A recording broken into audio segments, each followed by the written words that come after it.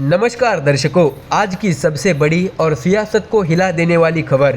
कांग्रेस की वरिष्ठ नेता, संसदीय समिति की चेयरपर्सन और राज्यसभा सदस्य सोनिया गांधी के खिलाफ कोर्ट में दायर याचिका ने नई हलचल मचा दी है। बता दें कि मामला बेहद गंभीर आरोपों से जुड़ा है। आरोप यह है कि सोनिया गांधी का नाम भारतीय नागरिक बनने से पूरे 3 साल पहले ही मतदाता सूची में दर्ज कर लिया गया था। शिकायतकर्ता का दावा है कि यह सीधा कानून और निर्वाचन प्रक्रिया का उल्लंघन है। बता दें कि मंगलवार 2 सितंबर 2025 उत्तर प्रदेश के रायबरेली जिले में अतिरिक्त मुख्य न्यायिक मजिस्ट्रेट वैभव चौरसिया की अदालत में यह याचिका दाखिल हुई। बीएनसीसी की धारा 175(4 जो मजिस्ट्रेट को पुलिस जांच का आदेश देने का अधिकार देती है, उसके तहत कोर्ट से अपील की गई है कि पुलिस को जाँच का निर्देश दिया जाए। याचिकाकर्ता विकास त्रिपाठी की तरफ से वरिष्ठ अधिवक्ता पवन नारंग ने अदालत में कई अहम बिंदु उठाए।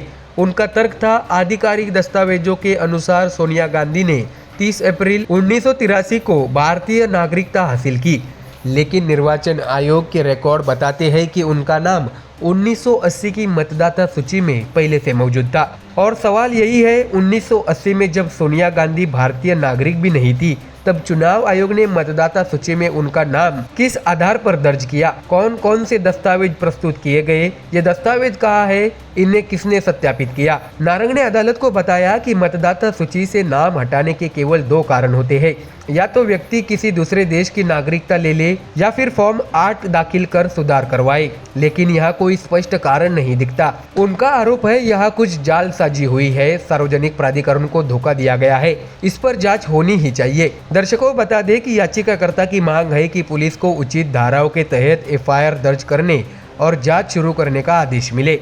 साथ ही अदालत अंतरिम अवधि में पुलिस को नोटिस जारी कर स्थिति रिपोर्ट तलब कर सकती है। कोर्ट ने फिलहाल दोनों पक्षों की दलीलें सुनने के बाद इस मामले की अगली सुनवाई 10 सितंबर तय की है। यानी आने वाले कुछ दिनों तक यह मुद्दा सियासी गलियारों में गूंजता रहेगा। ऐसे में दर्शकों, अब बड़ा सवाल ये है कि क्या यह मामला कानूनी पेच में फंसेगा या सियासी तूफान बनेगा। कांग्रेस पार्टी फिलहाल इस याचिका पर आधिकारिक प्रक्रिया देने से बच रही है, लेकिन राजनीतिक गलियारों में चर्चा तेज है। विपक्षी दल इसे लोकतंत्र की जड़ें हिलाने वाला गंभीर मामला बता रहे हैं, जबकि कांग्रेस समर्थक इसे पुराने दस्तावेजों को उछालकर बनाई गई राजनीतिक साजिश करार दे रहे हैं। दर्शकों, कानूनी दृष्टि से देखें तो बीएनएसएस की धारा 175(4 अदालत को स्पष्ट अधिकार देती है कि अगर प्राथमिक दृष्टया मामला बनता है तो मजिस्ट्रेट पुलिस जांच का आदेश दे सकता है। यानी अगर कोर्ट को लगे कि आरोपों में तथ्य है तो पुलिस को तफ्सील करनी होगी और उसके बाद ही यह तय होगा कि मुकदमा दर्ज हो या नहीं। ऐसे में दर्शकों, यह विवाद केवल एक व्यक्ति पर आरोप का मामला नहीं, बल्कि पूरे चुनावी तंत्र की पारदर्शिता पर भी सवाल खड़े करता है।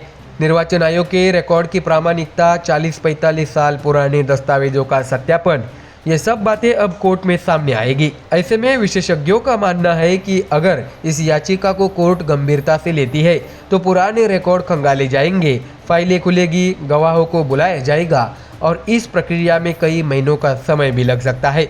ऐसे में दर्शकों, राजनीतिक तौर पर यह मामला उस वक्त उठा है जब देश भर में 2026 के आम चुनाव की तैयारियां शुरू हो चुकी है। ऐसे में विपक्ष इसे हथियार बनाकर कांग्रेस पर प्रहार कर सकता है, जबकि कांग्रेस इसे दुर्भावनापूर्ण याचिका बताकर राजनीतिक साजिश का तर्क दे सकती है। फिलहाल नजरें 10 सितंबर पर टिकी है। क्या कोर्ट पुलिस को जांच का आदेश देगा? क्या एफआईआर दर्ज होगी या मामला यही ठंड पड़ जाएगा? आप क्या सोचते हैं? क्या 45 साल पुराने रिकॉर्ड पर आज की सियासत तय हो सकती है? हमें कमेंट सेक्शन में अपनी राय जरूर बताइए।